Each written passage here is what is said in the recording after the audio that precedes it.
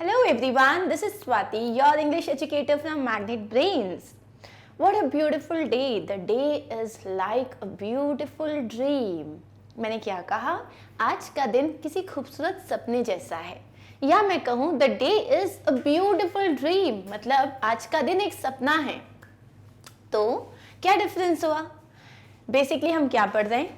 हम पढ़ रहे हैं फिगर्स ऑफ स्पीच। और फिगर्स ऑफ स्पीच क्या होती है ये हम ऑलरेडी समझ चुके हैं अपने प्रीवियस वीडियो में, जहां हमने समझा, जहां हम क्रिएटिविटी की बात करते हैं, जहां हम किसी चीज़ को किसी चीज़ से कंपेयर करते हैं। अब कंपेयर कर रहे हैं लेकिन उनमें कोई मतलब वो दोनों एक ही चीज़ से बिलोंग नहीं करते। जैसे कि मैं किसी की आँखों को मान लो मोतियों से कंपेयर कर रही हूँ, तो मोतियों और आँखों में कुछ कॉमन नहीं है अपार्ट फ्रॉम द शाइन। ठीक है, सिर्फ कोई एक पैरामीटर होता है जो कॉमन होता है, apart from that there is nothing. Okay, तो यहाँ पे आज हम क्या देखने वाले हैं? सिमिलीज हमने समझ लिया था। सिमिलीज क्या होता है एक बार फटाक से रिकैपिचुलेट कर लेते हैं। सिमिलीज मतलब अगर आप दो चीजों को आपस में कंपेयर कर रहे हो विथ द वर्ड्स, मतलब यूजिंग द वर्ड्स एज और लाइक, तब हम उसे सिमिली कहते हैं।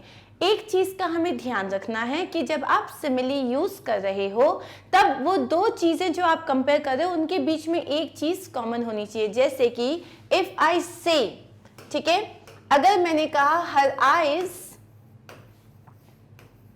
Are as black as coal, अगर मैंने कहा her eyes are as black as coal, अब मैं यहाँ क्या कंपेयर कर रही हूँ? मैं उसकी आंखों को कंपेयर कर रही हूँ कोल से, है ना? मेरी आवाज़ थोड़ी सी बैठी हुई है, सो प्लीज़ डोंट माइंड। तो मैं उसकी आंखों को किससे कंपेयर कर रही हूँ? कोल से कंपेयर कर रही हूँ।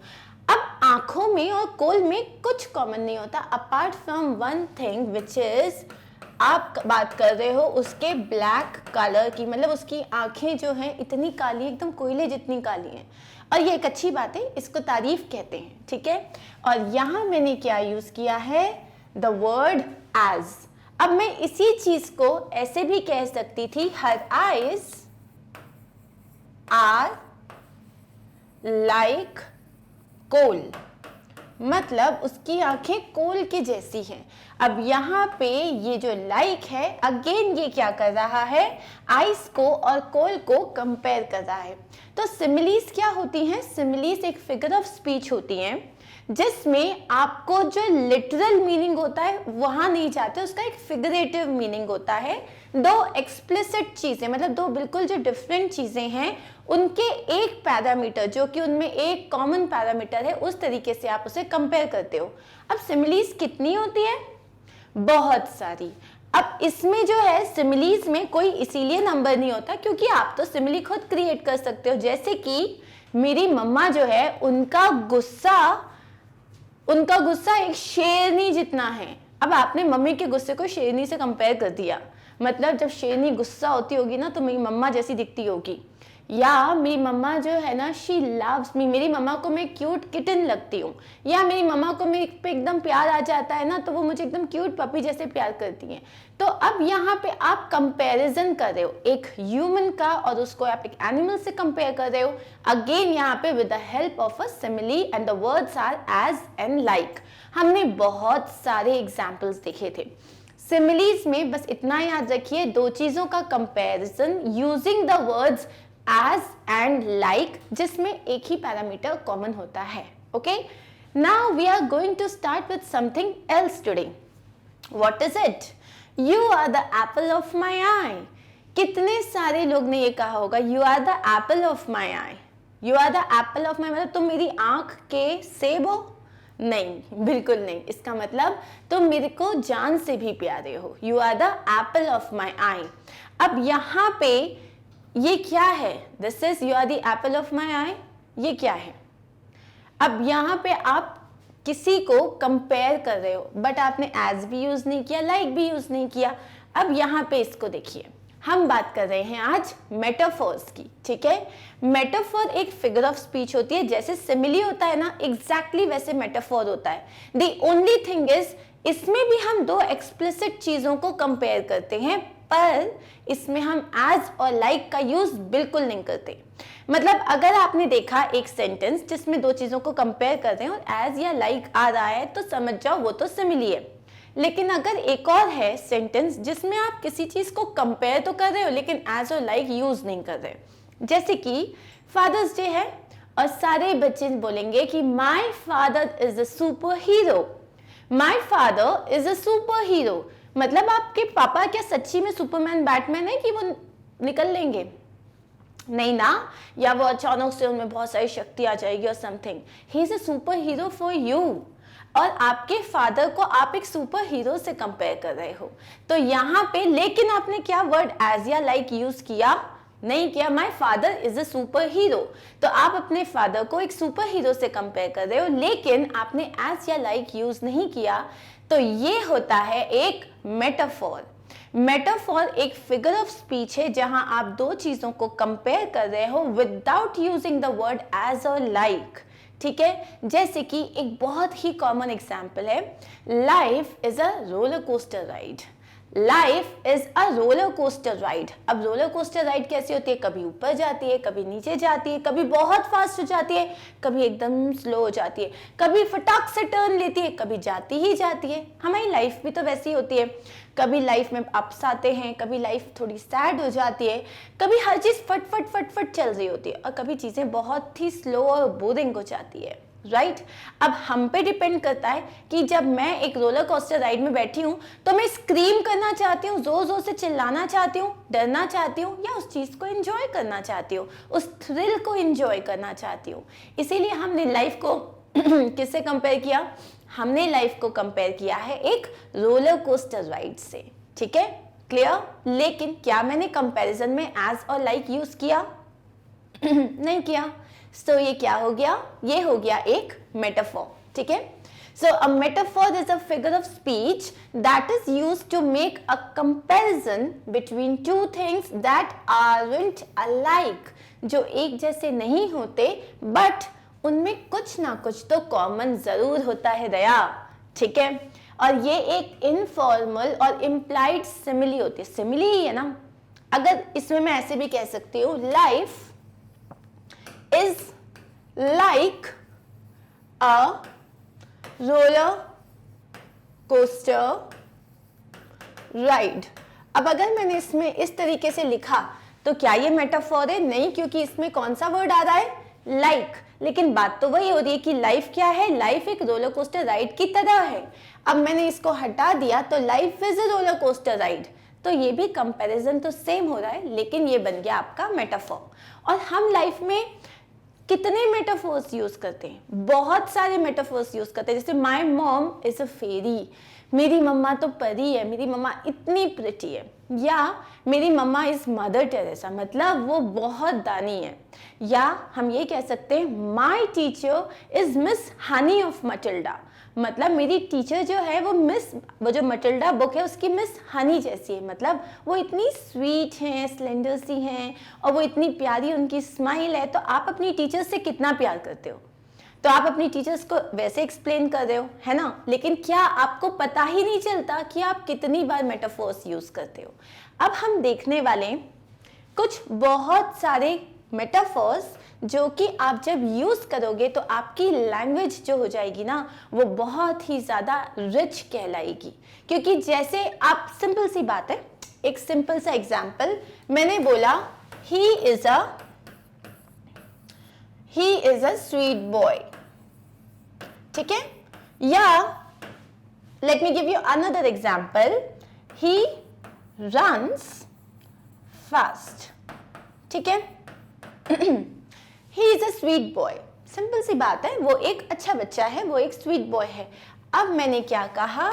ही is as sweet as sugar. यहां क्या हुआ? यहां मैंने यूज की है सिमिली एज, लेकिन सडनली आपको ये पता चल गया वो कितना स्वीट है, वो तो बहुत ही ज्यादा स्वीट है। सिमिलरली वो फास्ट दौड़ता है, कितना फास्ट? अब यहां पे अगर मैंने कहा he runs like wind, he runs like wind, वो हवा की तरह भागता है। अब अचानक से समझ में आ गया कि वो बहुत ही फास्ट भागता है। तो ये जो सिमिली यूज किया है हमने, ठीक है। अब एक और एग्जाम्पल, मैं कहती हूं he is Milkha Singh of our school, of our school, he is Milkha Singh of our school, और he is the Milkha Singh, the आना चाहिए यहाँ पे, he is the Milkha Singh of our school. अब यहाँ पे क्या हो रहा है, मैंने उसको किससे कंपेयर किया, मिल्खा सिंह। मिल्खा सिंह में क्या था, किस चीज के लिए वो फेमस थे, अपनी बहुत ज्यादा स्पीड के लिए, अपनी रनिंग स्पीड के लिए। तो यहाँ पे मैंने ऑलरेडी बता दिया कि वो कितना फास्ट रन करता है, कंपेयर मैं कर रही हूँ उसको मिल्खा सिंह से। He is the Milkha Singh of our school, okay, he is the Milkha Singh of our school, और he is the tiger of our school, और he is the leopard when it comes to the race. तो जब भी रेस की बात होती है वो तो लेपर्ड हो जाता है। तो यहाँ पे ये एक मेटाफोर हो गया, आप कंपेयर कर रहे हो without using the word as और लाइक। इन तीनों चीजों से हुआ क्या, आपकी लैंग्वेज क्रिएटिव हो गई, क्लियर हो गई, और फिगरेटिवली बहुत ही ज्यादा रिच हो गई, ठीक है। अब हम यहाँ एग्जाम्पल देखते हैं, he is like a lion and he is a lion, वो एक शेर की तरह है, he is like a lion, okay. ये क्योंकि यहाँ वर्ड क्या आ रहा है, लाइक, ये हो गया simile. He is a lion, वो एक शेर है। अब यहाँ इसका मतलब नहीं है ही इज अ लायन मतलब कि उसके अंदर एक आत्मा आती है, सडनली वो शेर बन जाता है। वो एक शेर है मतलब वो कितना ब्रेव है, वो कितना ज्यादा स्ट्रॉन्ग है, हम उसके बारे में बात कर रहे हैं। In the following examples metaphors are underline, जैसे कि है she is a star of our family, she is a star of our family, वो हमारी फैमिली की स्टार है। तो क्या शी इज अ स्टार मतलब वो सच्ची की तारा है क्या, नहीं। She is a star of our family मतलब वो जो है वो हमारी फैमिली में बहुत ही ज्यादा उसको फेम मिला हुआ है। Maybe she is very intelligent, और she is like a beautiful dancer, और maybe she is a good singer, और maybe she is an allrounder.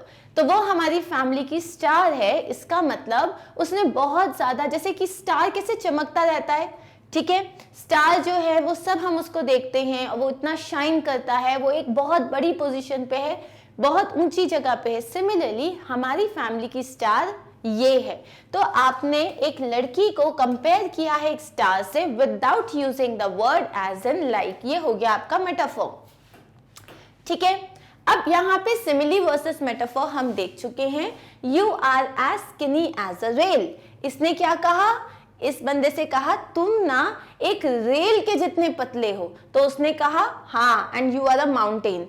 यहां उसने कहा था you are as skinny as a rail, तो ये एक सिमिली हो गई। उसने कहा हाँ बिल्कुल सही, और तुम तो पहाड़ हो, तुम तो पहाड़ हो। तो यहां पे क्या हो गया, you are a mountain, you are a mountain. और यहाँ पे उसने इस बंदे को क्या बोला, तुम तो माउंटेन हो, लेकिन क्या वर्ड यूज किया, एज अ लाइक, बिल्कुल नहीं, पर कंपेयर तो कर दिया उसने माउंटेन से, ठीक है।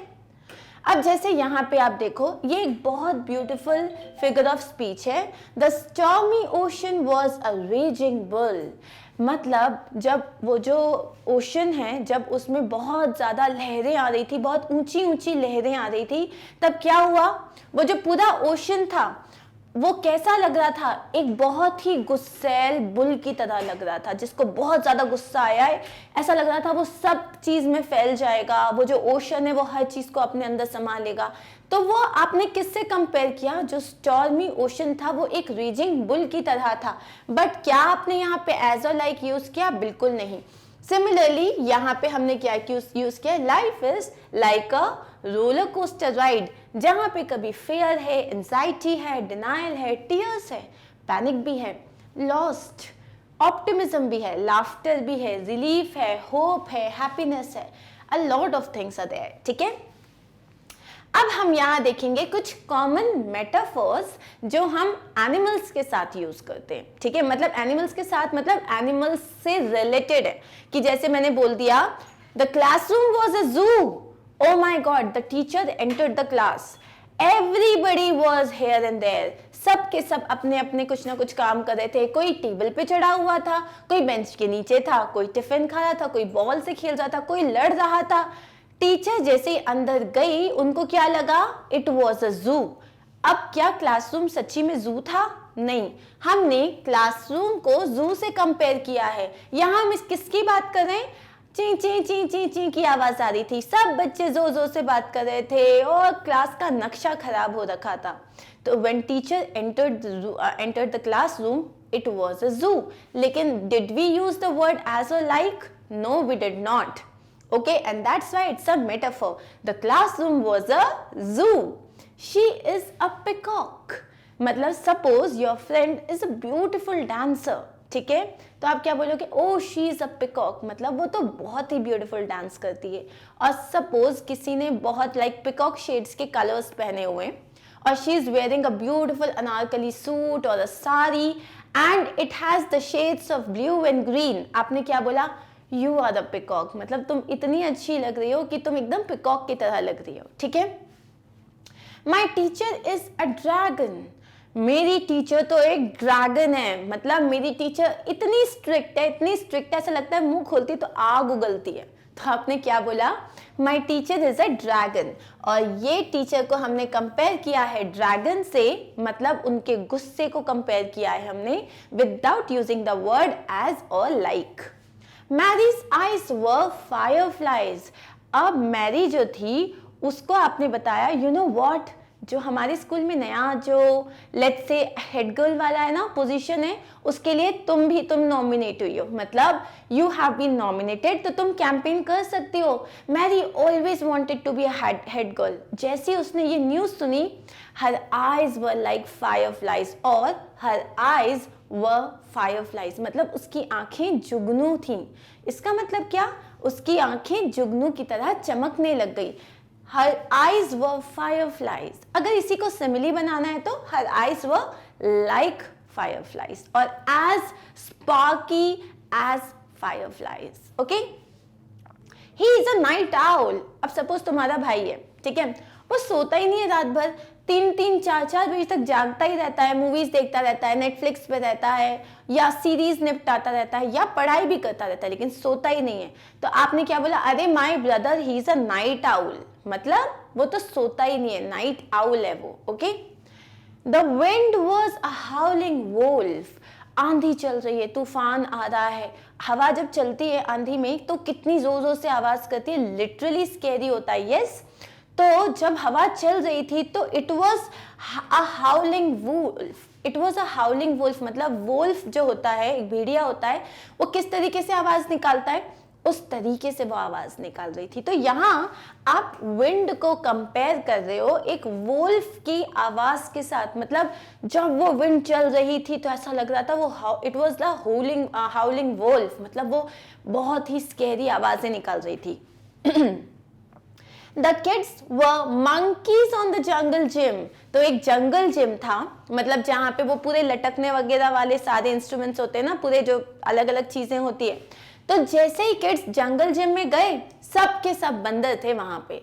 सब कोई यहाँ लटक रहा है, कोई उल्टा लटक रहा है, कोई सीधा लटक रहा है, सब कोई एक के ऊपर एक है। तो सब जैसे ही वहां पे गए, लाइक सपोज टीचर्स लेके गए होंगे, तो टीचर्स ने क्या, oh the kids were monkeys on the jungle gym. तो हम यहाँ किड्स को किससे कंपेयर कर रहे हैं? मंकीज से कंपेयर कर रहे हैं। बेसिकली उनकी मस्ती जो उल्टा पुल्टा लटक जाते हैं उससे कंपेयर कर रहे हैं। The thunder was a mighty lion.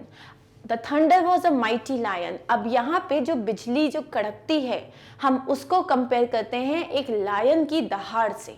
ठीक है, सो यहाँ मैं थंडर को किससे कंपेयर कर रही हूँ? एक माइटी लायन से कंपेयर कर रही हूँ। मतलब ऐसा लग रहा था जब बिजली चमक रही थी कि कोई शेर दहाड़ रहा हो। तो आप क्या बोल सकते हो? Oh my God, today the thunder is a mighty lion.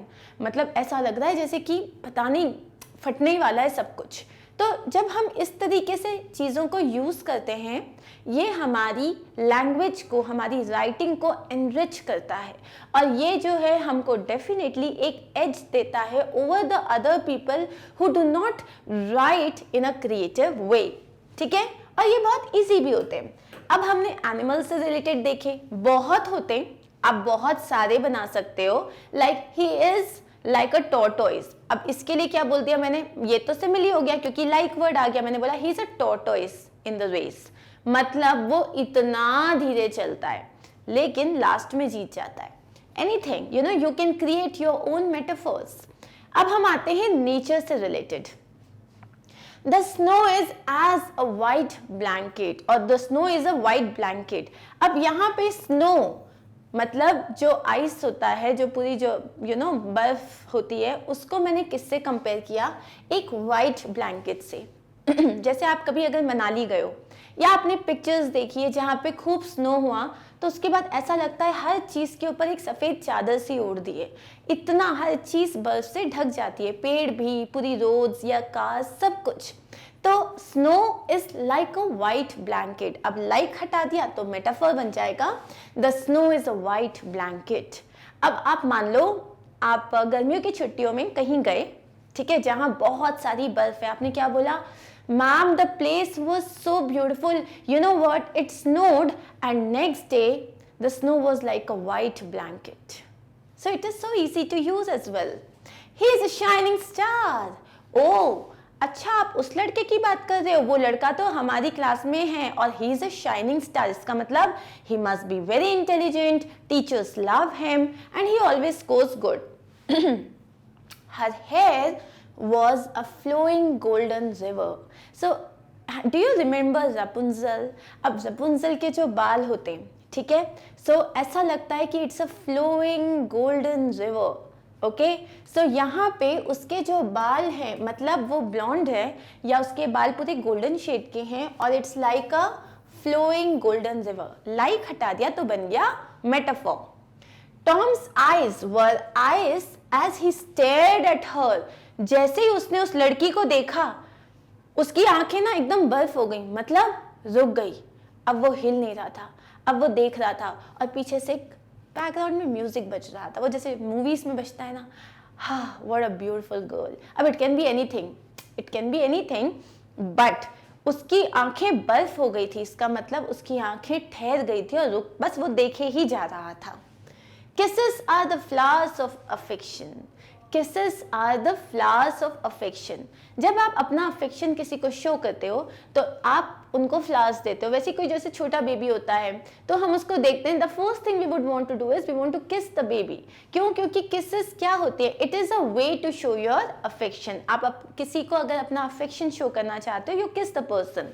So kisses को किससे कंपेयर किया गया है? फ्लावर्स से कंपेयर किया गया है, सॉफ्टनेस से कंपेयर किया गया है।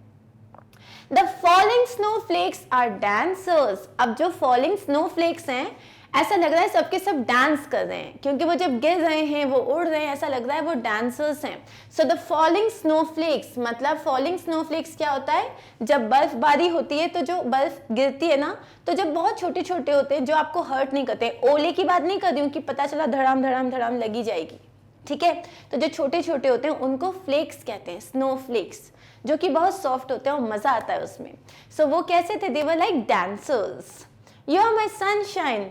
मेरी mom always says that you are my sunshine, मतलब तुम जो हो ना मेरी सनशाइन हो। अब मैं इसका मतलब ये नहीं हूँ कि मैं सनशाइन हूँ, उसका मतलब I am the light of her life.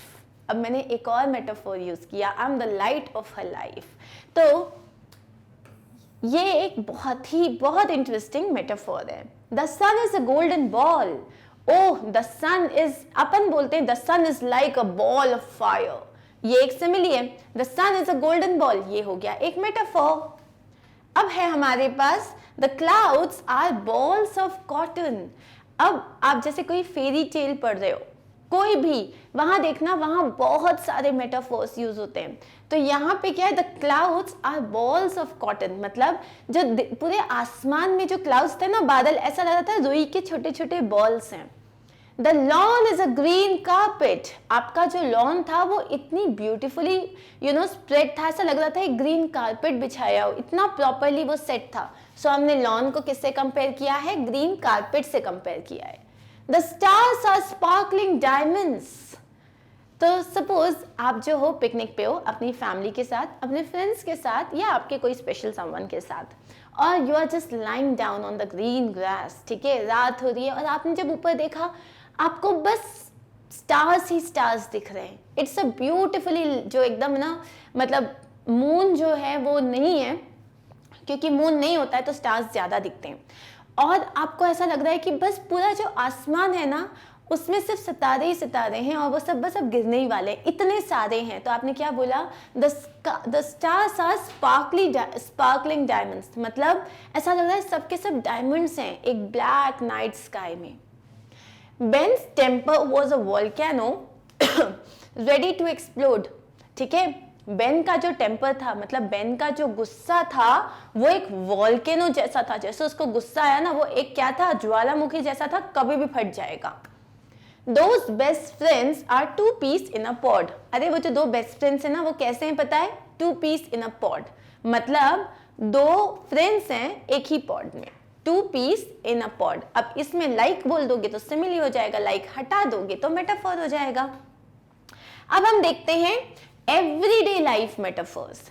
अब एवरीडे लाइफ मतलब जो हम आमतौर में कभी भी, ये तो अभी हमने नेचर से देख लिया, एनिमल्स से देख लिया, ऐसे कितने हो सकते हैं। सो कुछ देखते हैं हम एवरीडे लाइफ मेटाफोर्स।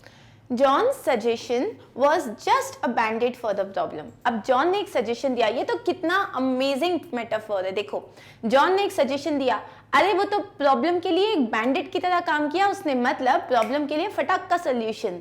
सो आपने यहाँ पे जॉन के सजेशन को किससे कंपेयर किया है, एक बैंडेड की तरह से कंपेयर किया है। Laughter is the music of the soul, मतलब जो लाफ्टर मतलब जो आप मुस्कुराते हो, खिलखिलाते हुए हंसते हो, वो क्या है, it's the music of the soul. उसको आपने कंपेयर किया है आपकी आत्मा के म्यूजिक के साथ, क्योंकि आजकल लोग हंसते ही नहीं है, लोगों को लगता है हंसने के लिए भी पैसे लगते हैं, खिलखिलाते ही नहीं है, ज्यादा से ज्यादा एक स्माइल कर देते हैं। ठीक है, तो खिलखिलाओ क्यों, क्योंकि laughter is the music of soul. Her lovely voice was music to his ears. तो अगर कोई फादर है और उनकी एक डॉटर है तो उनके लिए जो उसके डॉटर की आवाज होती है ना, it's music to his ears, right, मतलब it's so pleasant to his ears. तो यहाँ पे हमने उसकी लवली वॉइस को किससे कंपेयर किया है, म्यूजिक से कंपेयर किया है। ठीक है, the world is a stage. So ये तो शेक्सपियर कहे और चले गए। The world is a stage, मतलब ये जो पूरा जो वर्ल्ड है ये एक तरीके से एक स्टेज है जहां हम सबके सब एक कैरेक्टर प्ले कर रहे हैं, आते हैं एक रोल प्ले करते हैं और चले जाते हैं। So the world is a stage, तो हमने वर्ल्ड को एक स्टेज से कंपेयर किया है। Life is like a roller coaster, life is a roller coaster ride. Their home was a prison, उनका घर तो प्रिजन है। सपोज आप किसी फ्रेंड के घर गए, आपने देखा वहां उन्हें किसी चीज की फ्रीडम नहीं है, वहां पे उनकी हर चीज को चेक किया जाता है। तो what would you say, mamma I did not like their house at all, their house was like a prison, और their house was a prison. His heart is a cold iron, उसका जो दिल है वो तो एक कोल्ड आयरन की जगह है, मतलब वो एकदम सख्त है, वो एकदम पत्थर है, उसमें कोई इमोशंस ही नहीं है। Next is books are the keys to your imagination. Obviously जब आप कोई बुक पढ़ते हो तो you just travel to different worlds, आप अलग अलग दुनिया में चले जाते हो। एक बुक को पढ़ते हो, पढ़ते पढ़ते लंदन चले जाओगे, पेरिस चले जाओगे, वहां के लोगों से मिलोगे, क्योंकि you are reading exactly the same thing. आप हैरी पॉटर पढ़ते हो तो क्या होता है, जादू वाली दुनिया में चले जाते हो, बार्बी पढ़ते हो तो एक प्रिंसेस वाली दुनिया में चले जाते हो। सो बुक्स को किससे कंपेयर किया है, कीज टू द इमेजिनेशन, वो चाबी है कि आपकी बस उसको जैसे ही चाबी खोली तो आप अपने इमेजिनेशन की दुनिया में चले गए। Her angry words were bullets to him, वो बहुत गुस्सा थे और गुस्से में उसने कुछ भी कह दिया और उसके जो शब्द थे वो उनको एकदम बुलेट्स की तरह लगे। तो उसके जो एंग्री वर्ड्स थे हमने उसे किससे कंपेयर किया है, बुलेट्स से कंपेयर किया है। Your brain is a computer, यार तुम तो क्या है, तुम तो कितना फास्ट कैलकुलेशन करते हो। Your brain is a computer, मतलब तुम बहुत ही फास्ट हो। The car was a furnace in the sun, वो कार कैसा था, एकदम मान लो मई का टाइम, ठीक है, कार पार्क करी 11 बजे और वापस आए हो 4 बजे। अब अंदर बैठ के बताओ, बैठोगे ना तो मजा ही आ जाएगा, पकोड़ा तल जाएगा। क्यों, क्योंकि उतने टाइम में जो कार होती है वो भट्टी बन जाती है, वो एक फर्नेस बन जाती है, मतलब भट्टी बन जाती है, एकदम गर्म, स्टीयरिंग भी छूते नहीं बनता उसके बाद। Thank you so much, you are an angel. अब ये थैंक यू कहने का एक बहुत ब्यूटीफुल वे है, जैसे किसी ने आपकी मदद की और आप लिटरली वो मदद चाहते थे, आप बहुत परेशान थे, तो आपने क्या बोला, thank you so much, you are an angel, या you are the saviour. You are an angel मतलब तुम एंजल नहीं हो, तुमने एक एंजल की तरह मेरी मदद करी। ही इज अ वॉकिंग डिक्शनरी। ठीक है, तो जैसे ऐसे बहुत सारे लोग होते हैं जो जब बात करते हैं ऐसा लगता है कि बस डिक्शनरी ले लो, क्योंकि उनके वर्ड्स का आधा मतलब समझ ही नहीं आता। So he is what, he is a walking, चलती फिरती डिक्शनरी है वो। And last, my big brother is a couch potato. मेरा जो बड़ा भाई है ना, वो एक काउच पोटैटो है, मतलब वो इतना आलसी है कि बस वो पड़ा ही रहता है, पड़ा ही रहता है। अरे क्या क्यों करना है कोई काम, वो उस वाली कैटेगरी में आता है। So that is it and we are done here with metaphors. I hope आपको अच्छे से समझ में आ गया होगा। I am going to see you soon it with another thing which is personification, जो हम पढ़ेंगे हमारे नेक्स्ट लेक्चर में। ठीक है, thank you for watching, I will see you very soon. अगर एक और चीज़, जितने भी बच्चों ने ये वीडियो वॉच किया है, आई वुड लव इट अगर आप अपने मन से कुछ मेटाफर्स क्रिएट करो और कमेंट बॉक्स में शो करो। ठीक है, so and trust me, I am going to reply to all of you. Take care of yourselves, bye bye.